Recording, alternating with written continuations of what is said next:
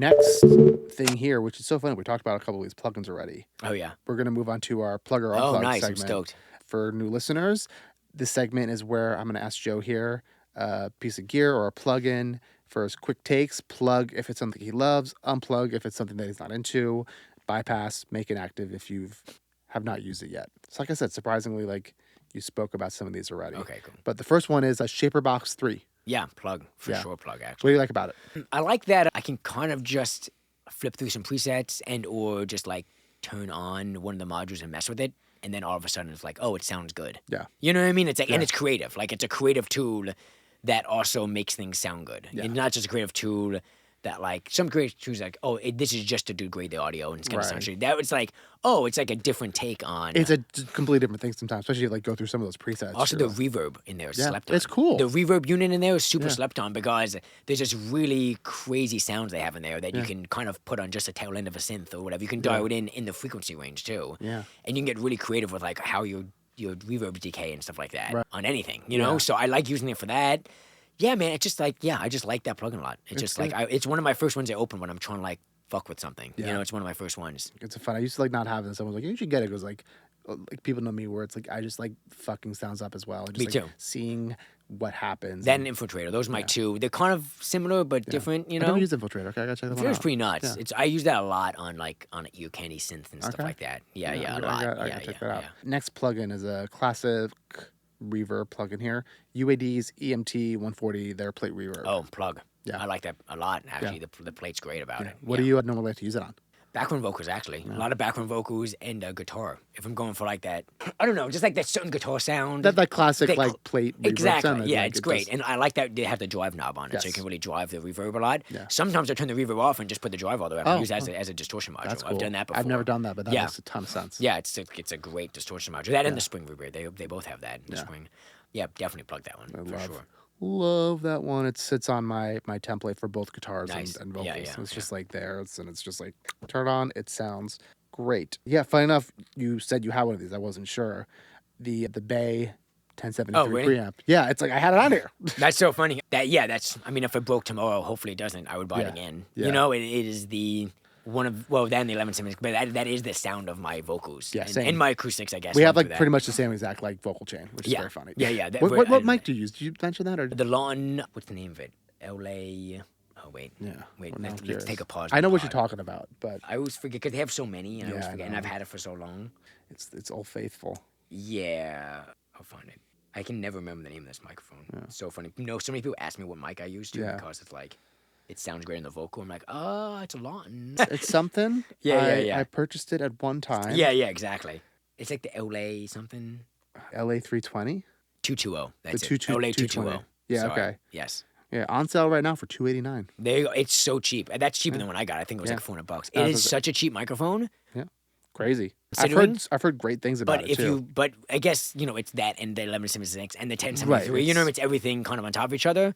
But the microphone's great, man. I have a SM7B and I hide it. Yeah. You know what I mean? Like, I know. unless I have somebody just two of wants to them do- now, and I have to like really like be like. Oh, I'm down if somebody wants to do passes on it in the Yes. back of the room or just do backgrounds. But Yeah. I'm like, no, let's just like record the vocal. Yeah. But I love that microphone. Yeah, Yeah, it's great. I mean that's the thing I think people like don't realize enough about is that like you can get away with like a decent mic in even the $500 range, but like with a good preamp. Anyway, enough about that. I'm curious. I don't know how much. It seems like you're not really a big guitar pedal guy, so I'm curious if you've ever used this one, the Chase Bliss, the Mood pedal.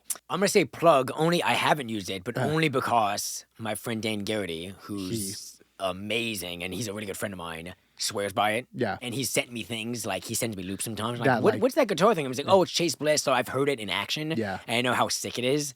And I've thought about it. That's like the one pedal. That's so funny. But that's like the one pedal I've thought about getting. Oh, Because I'm just like, it is like, it does a really cool thing. I mean, do you have any like outboard synths that you use at all? No, I mean I have a bunch of like MIDI synths. Yeah, Like, I mean, like okay. a bunch of like MIDIs and stuff like Yeah. that. I'm pretty Like- bare bones, dude. I think people be surprised when they come to my studio how.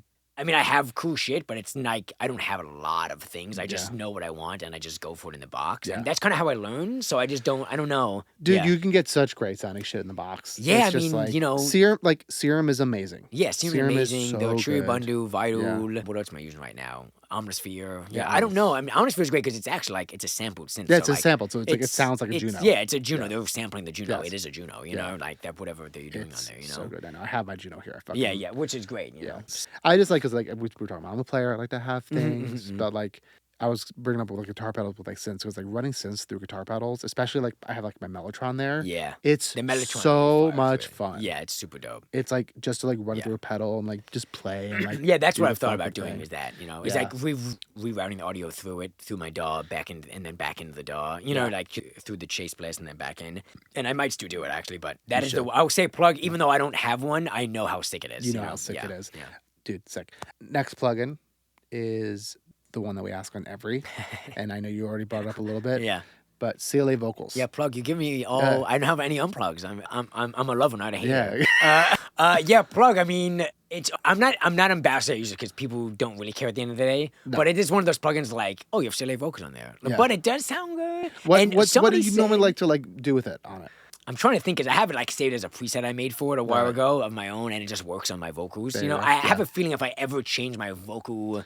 If I change like one thing in my vocal, it's probably gonna go because it's probably just doing enough to what I have already going. Yeah. That it's like accentuating that. Does that make sense? No. This is what I found, right? Like now that I have like a vocal chain that it's like I'm getting so much color. Yeah. From like a tube microphone, the preamp, now the 1176, is that like now when I put CLA vocal on it, I'm like, oh, now it's too much. But then there's times when it's like I'll work with people and they'll send me a vocal they recorded, and I'm like, especially with like an SM7, it's like, oh, the CLA vocals is needed. Yeah, it's not doing a lot. Right. It's not like my main thing, right? Like it's kind of thing I walked through my vocal chain before. But also, I found that people like it because they know it. It's the familiarity. And they're used to it, and I think a lot of artists that's the first plugin they get. Yeah. So even though I'm not using it in the way they're using it, they just know that sound. Yeah. And honestly, for the general public, I think also they get used to whatever that is because it's been used in so many records in the past. I don't know. So for me, I like it. I totally understand if somebody hates on it, though. I do understand the other side of like, you know what I mean? Like I get both. It's a taste thing at the end of the day, right? And it's like it hypes, and some people don't like hype vocals, and some people love hype vocals. I fall in the gray area on it, but I do use it almost every day. So I will say plug, but I also understand the opposing argument of that. You know? No, I've said it a million times, like on the podcast. Like I go back and forth on it all the time. It's so project dependent for me now. Yeah. Where it's like I'm doing like this, like honestly, it's like a paid thing. That's like kind of like a Rocky project thing, and it's like if CLA vocals is not on that vocal, it doesn't sound right. Yeah. It has to have it. But it's like the artists, they're like they love all those records that basically CLA mixed. Yeah, like, this exactly. is what a vocal sounds like to me. So I'm like, okay, then I'll just throw that on there. Like that's what you want. Last plugin, again, for our listeners, it's usually pretty widely used plugins. And we're actually going to stick with CLA vocals because I know, I'm not CLA vocals, but CLA here because I know you're a bass player. So I was curious your take on CLA bass. Unplug. You don't like it? I don't really use that much and I don't love it. Okay. It's like fine. I just find that like when I use it, my regular, like I have like the 1073 plugin that I have on it, and I have like again the Slate Virtual Mix Rack. I have like a bass setting that I've kind of like made, like, done for yourself, and it just sounds infinitely better when I do that than with the CLA bass. It's not like in a pinch I'll use it. It's not like I'm just like I won't even open it, but I'm just like like why would I when I have this other stuff dialed in? I know like, how to get to what I want. I have the Ampeg thing, and I just have things I can do faster with it. You know, so it's like not really my favorite. It is good. But it's just not the thing I use. I don't love it. I'm curious. Well, speaking of like the Slate stuff, like what's like the sauce on your little Slate preset there? That you got? There's that. What's the red one in there? The red module.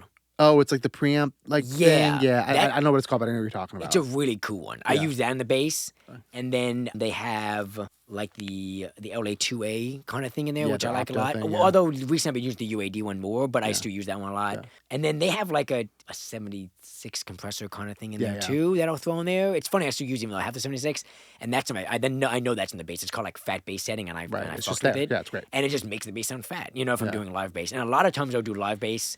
And I'll take out the low end, I'll use it as top bass, and then I'll have a sub bass underneath it, and that's really making my bass tone. Right. So a lot of times I'm looking for more of that saturation on top of the live bass. When you're laying with the sub bass, like is that like a serum thing you like to use? Or I've made a serum preset that I named it sub layer, I think, and it's literally just like a kind of a subby sign bass that I put underneath a lot of my live basses to make it punch more, make it feel more modern. Right. You know. What's the process there? Is it like you're like writing it in, or you're like I sometimes will just like drag the bass and it'll convert it into MIDI? Yeah, that's what I just use Melodyne usually, and I convert to MIDI. Yeah, that's usually what I do. And Yeah. I'll just use a MIDI, and they'll just edit it. Edit it after. And if there's like big disco hops like slap, I won't do that. Like it just like certain notes to accent it. You know what I mean? Sometimes, but usually it's on the whole bass line. Yeah, and just like really locking it in. Really lock it in, and you mute it and unmute it. And it's like, oh, it sounds more modern now. You know what I mean? It just has like I'm waiting for someone to